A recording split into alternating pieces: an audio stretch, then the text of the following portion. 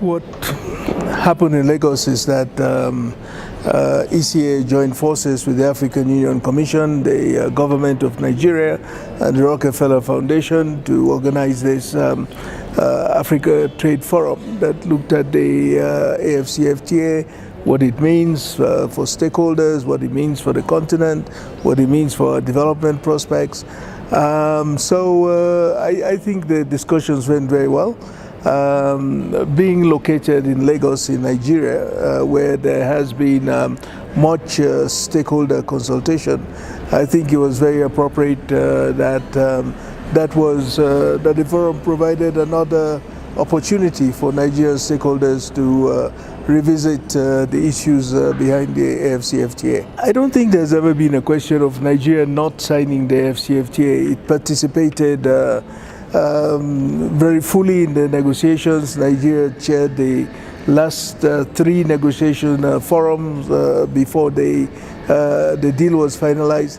So I think that in Nigeria the issue really was building consensus in a country that is highly diverse, a country that has enormous stakes in this agreement because Nigeria is a major manufacturing power, so to say, and also very strong on services. So I think it was normal for there to be these consultations.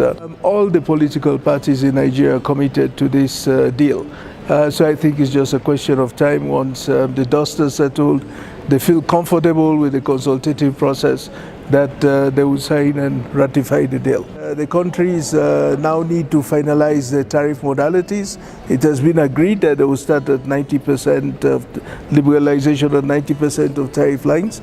So now they need to finalize how they're going to deal with the remaining 10%. Over a period of time, they'll phase them out. That's one.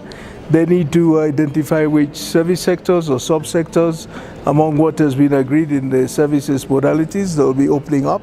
And they need to incorporate into their own domestic and administrative processes the provisions of this agreement, so that at the border, the customs need to be fully aware of what the agreement entails, etc.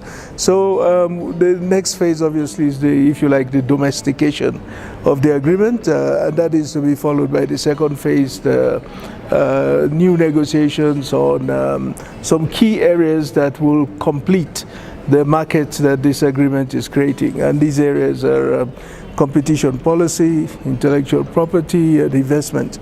And I think it's important to also deal with these areas, because you cannot really have a market with a level playing field if you don't also have common rules in these key areas. So some work has started, analytical work in preparing the way for the negotiators to be able to meet and then to begin to discuss how they'll move forward with these what we call phase 2 issues.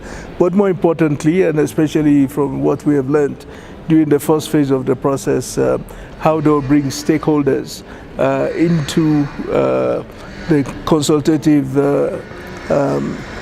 arrangements that are going to be necessary to ensure that there's also consensus around the provisions that the phase 2 issues would entail. But it's very gratifying to see the momentum. 11 ratifications, 22 are needed, so we're halfway there. I think there's very strong momentum behind this deal, because I think policymakers understand, the private sector recognize the opportunities, and it's really an answer to the challenges that we face on this continent. Regional partners like the ECA, the African Union Commission, and others can come alongside to support that process. And actually, this is what we're doing at the ECA. We are looking over the next 12 months to work in as many as 35 countries to support the domestication processes. Keep in mind that not all countries require exactly the same set of interventions. So we are responding in a customized way to what the countries tell us that they require.